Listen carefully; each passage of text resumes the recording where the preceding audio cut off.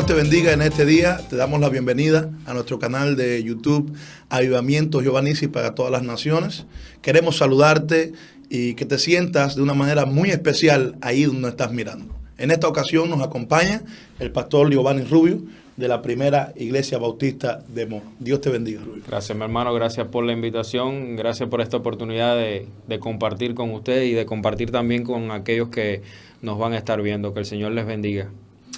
Pastor Giovanni, hay incertidumbre en las calles, hay dudas, gente entrando en pánico, incluso el pueblo de Dios en este tiempo vemos que tienen momentos donde hablan y aprueban, escuchan incluso especulaciones. Queremos hacerte algunas preguntas en este día con respecto a la Biblia, en los tiempos que estamos viviendo, y es importante que nosotros seamos comunicadores, conversadores de la palabra del Señor, que infundamos paz y aliento a aquellos que nos están mirando. La Biblia dice en el Salmo 121, alzaré mis ojos a los montes, ¿de dónde vendrá mi socorro? Mi socorro viene de Jehová, que hizo los cielos y la tierra. Entonces, si nuestro socorro viene del cielo, tenemos que estar bien seguros y bien confiados en nuestro Señor.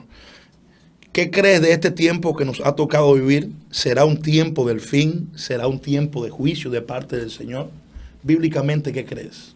Mira, cuando nosotros vamos a la Biblia, nosotros podemos y debemos entender algo, y es que la Biblia no nos da exactamente un momento en el que el Señor vaya a venir, ni un momento en el que nosotros podamos considerar inmediatamente este es el tiempo del fin.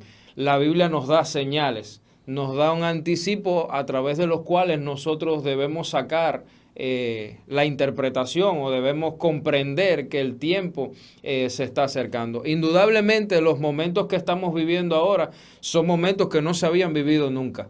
Y eso es algo que es evidente porque siempre ha habido problemas, siempre ha habido enfermedades, siempre ha habido plagas, pero nunca el mundo había estado tan interconectado como está ahora, ni nunca lo que pasa en Asia o lo que pasa en Estados Unidos, lo que pasa en Rusia te afecta como nos afecta ahora. Y las cosas que han estado ocurriendo son interesantes porque te puedes dar cuenta que nunca en el planeta Tierra se había producido tanta comida y sin embargo es al mismo tiempo una situación catastrófica porque nunca había habido tanta gente que padeciera de hambre y de necesidad. Nunca las plagas habían tenido un efecto tan global como tiene ahora con este caso de la pandemia, y hay otras señales que nosotros podemos ir interpretando como que se nos está acercando el tiempo del fin. Son señales, es un antecedente de que el tiempo del fin está llegando y nosotros de alguna manera como iglesia somos protagonistas también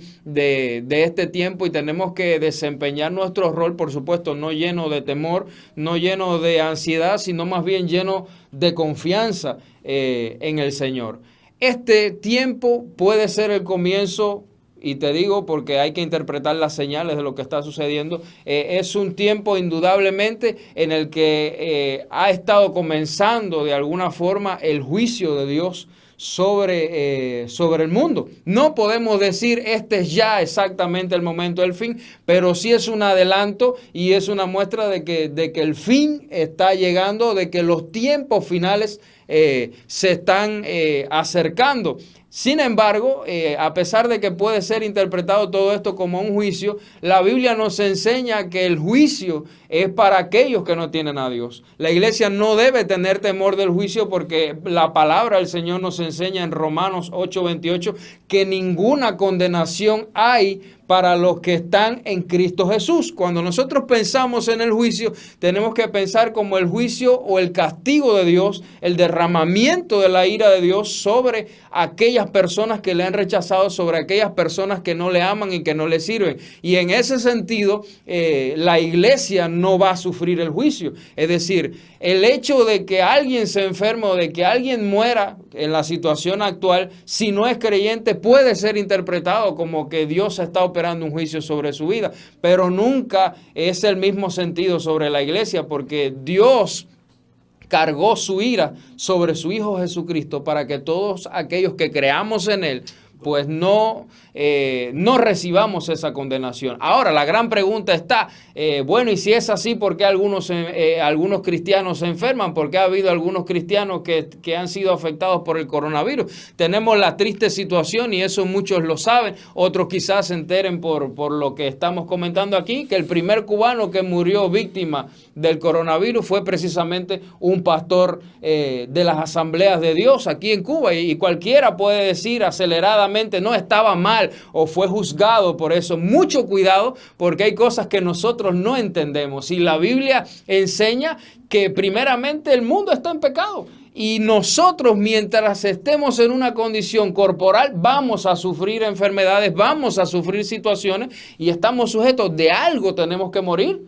Algo tiene que pasar con nosotros para que podamos encontrarnos con el Señor, y no siempre va a ser que el Señor va a venir y va a buscarnos. Entonces, la iglesia no va a sufrir el juicio en ese sentido. La iglesia puede sufrir la disciplina, puede sufrir la corrección de Dios, porque en este tiempo también nosotros somos corregidos. Pero no es juicio lo que hay sobre la iglesia, es más bien corrección de parte de Dios para que ajustemos determinadas cosas y para que podamos crecer en el Señor, porque sabemos también que son muchas las cosas que han estado sucediendo en la iglesia, muchos los errores, muchos los descuidos en cuanto a nuestro crecimiento y en cuanto a la proyección del evangelio, y Dios puede utilizar esta plaga, que en el caso del mundo es un juicio, pero en el caso nuestro puede ser una corrección y un llamado de atención para que nosotros corrijamos el paso como hijos del reino.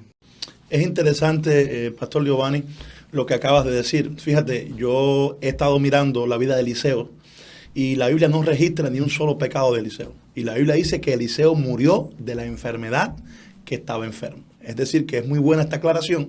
Y es bueno que hablemos con denuedo, con autoridad, con amor, la palabra del Señor, porque hay muchos que están especulando y están incluso infundiendo miedo, pánico, que el juicio va a comenzar por la casa, que esto, que aquello. Hay cosas que la Biblia dice, pero también tenemos que estar claros de la voluntad de Dios. Hay cosas que son la voluntad de Dios, que son la soberanía de Dios, que no tiene que ver nada ni con juicio ni con plagas.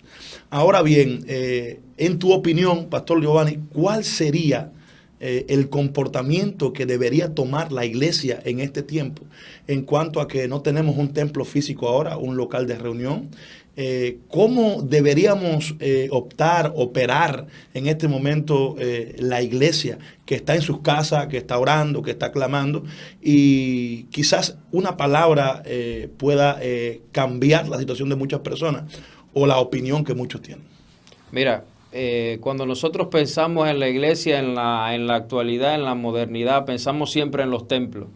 Pero la iglesia primitiva nunca fue una iglesia que giró en torno a las grandes reuniones. Las grandes reuniones hoy en día son una bendición, lo sabemos.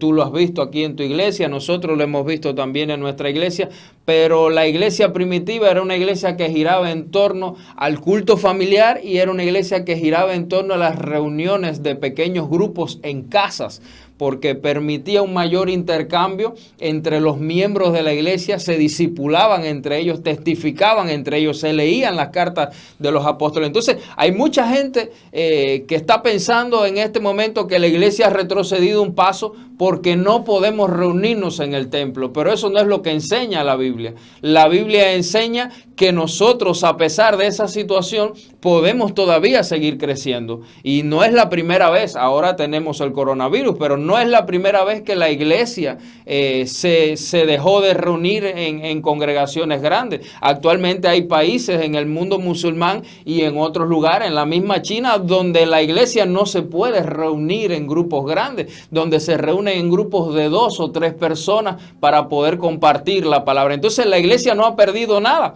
Al contrario, por eso te decía que estas cosas a veces sirven de corrección a la iglesia, porque nosotros todos, casi la mayoría, podría decir, para no ser absoluto, hemos descuidado el culto familiar, hemos descuidado el altar familiar, hemos descuidado incluso la búsqueda personal, la oración, la lectura de la palabra. Tenemos gente, y eso tú como pastor lo sabes, que llega a la iglesia los domingos, se alimenta, se llena de Dios, escucha una palabra, pero no vuelve a tener una relación ni un contacto en oración con Dios, ni en lectura de la palabra de manera personal, hasta que no vuelve el otro domingo. Hay mucha gente que vive así, que vive un evangelio casi que de recarga de la batería espiritual, de tiempo en tiempo, de tiempo en tiempo. Y eso te genera crisis, porque ahora, ¿qué tú haces ahora? Sí, no hay culto en la iglesia. Y este es el momento en el que muchos de nosotros vamos a ser probados también. O cambias tu sistema a un sistema que es bíblico, que existe y que habíamos tenido de alguna manera olvidada, o realmente te apartas definitivamente. Por tanto, lo que hay que hacer es tratar de aprovechar este tiempo para orar en familia, para orar de manera personal y para llenarnos también y para reflexionar y arreglar cosas que por la agitación de la vida habíamos dejado de alguna manera escondidas o sepultadas. Amén. La Biblia dice, la hora es y la hora viene, donde los verdaderos adoradores adorarán al Padre en espíritu y en verdad. Creo que es un momento bien interesante para que nosotros podamos darle a Dios allí en nuestros hogares, allí donde nadie te ve, pero Dios sí te ve. Amén. Nuestra adoración. Pastor Liovanis, otra pregunta interesante. ¿Será este el fin de la iglesia? ¿Estaremos a punto de ser arrebatados por el Señor? Mira, primeramente no creo que todavía sea el fin de la iglesia. Te decía ahorita que, por ejemplo, cuando vas a Mateo 24, Lucas 17, donde Jesús habla de las señales antes del fin, te das cuenta que todo es progresivo. Y esto indudablemente es principio de dolores. Así que hay que estar preparado, porque esto que ahora nos sorprende a todos no es lo único que nos va a sorprender. Jesús sabiamente compara los tiempos del fin o los antecedentes de los tiempos del fin antes de su venida con las contracciones y el proceso de parto de una mujer. Si nadie conoce eso en mejor detalle que Dios, y Jesús sabemos que es Dios.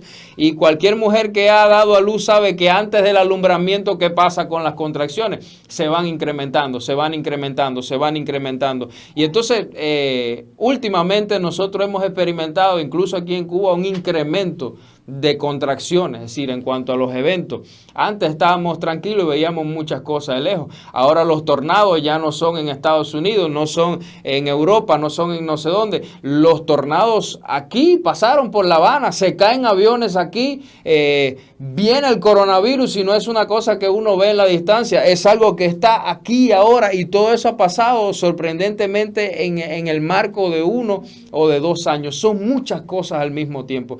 Por tanto, no vamos a decir que es el fin de la iglesia, pero sí hay que estar preparado, porque el fin puede comenzar en cualquier momento, y el momento del arrebatamiento puede estar muy cerca, quizás más cerca de lo que estaba hace 10, 15 años, y por tanto debemos siempre estar alertas y apercibidos en cuanto a esto. Pero no pensemos que ya todo se va a acabar y que la iglesia va a ser arrebatada. De todas formas, ese es un pensamiento que debemos tener siempre ahí bien cercano, porque el día y la hora nadie lo sabe y puede estar, de hecho, muy cerca, ¿verdad? Pero no vamos a ser absolutos en decir que ya este es el último tiempo y que el arrebatamiento quedan unos días solamente.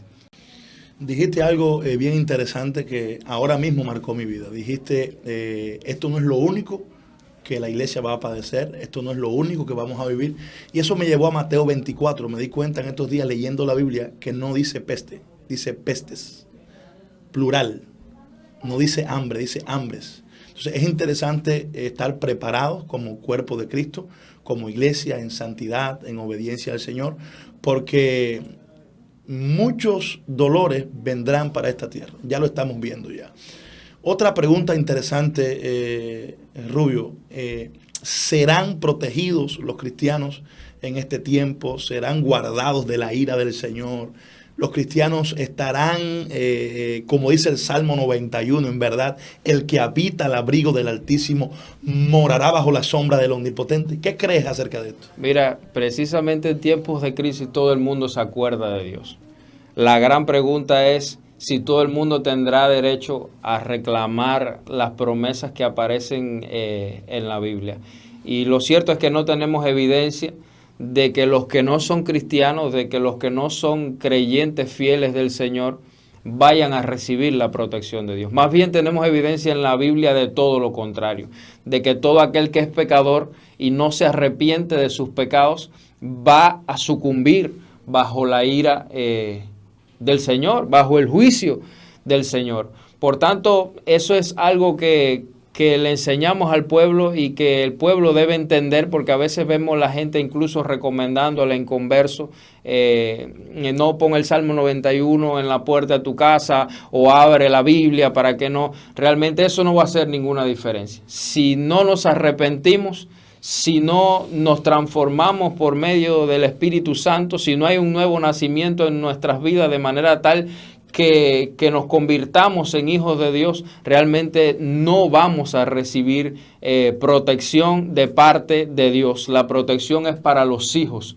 del reino. Ahora, ¿qué pasa? Y es también algo de lo que tú estabas preguntando. Los que no son creyentes muchas veces están buscando al Señor en este momento por causa del coronavirus. Es decir, cuando te das cuenta, la gente que ahora está más sensible a creer en Dios está creyendo porque se siente débil y se siente vulnerable, y en estos momentos uno apela a la ayuda de lo primero que venga a la mano. Y si me han dicho que Dios es poderoso, que Dios es grande, yo voy a creer en Dios. Pero la motivación no es la correcta ni es la indicada. La gente está buscando a Dios, está orando. Hemos visto presidentes de varias repúblicas de América Latina intercediendo delante de Dios, pidiéndole al pueblo que ayune, pidiéndole al pueblo que ore y que clame por misericordia. Pero la motivación es realmente el hecho de que se sienten débiles y que se sienten frágiles ante este virus que está acabando con tanta gente.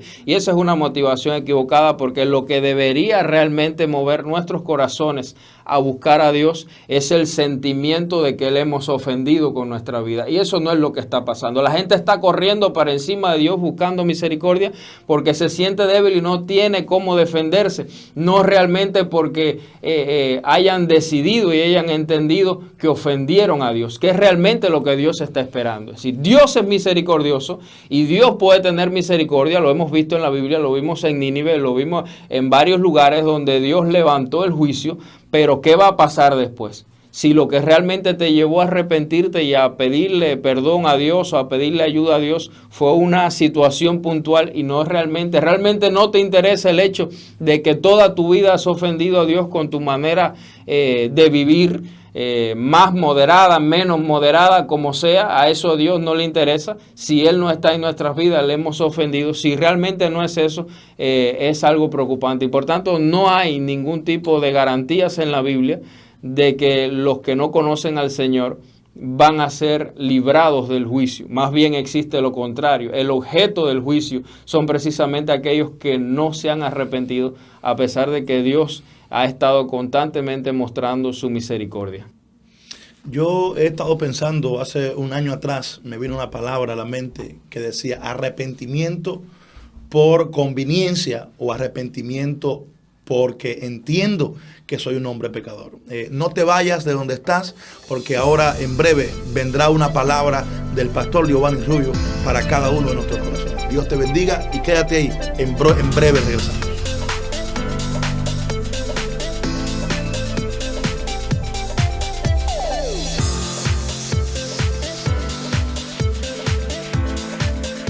Tal y como te prometimos, te dejamos con una palabra que va a alimentar y alentar tu corazón. El pastor Giovanni Rubio.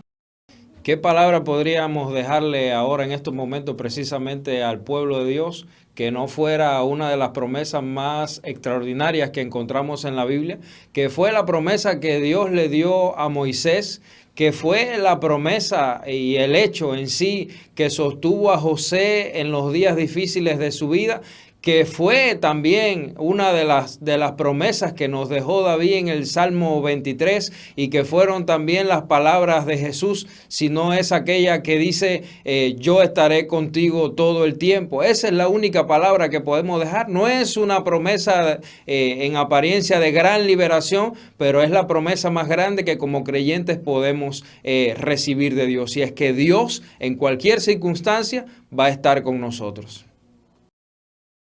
Dios te bendiga, agarra esa palabra que Dios nos está dejando en este día y síguenos en nuestro canal de YouTube, Avivamiento Jehová Nissi para todas las naciones. Dios te bendiga.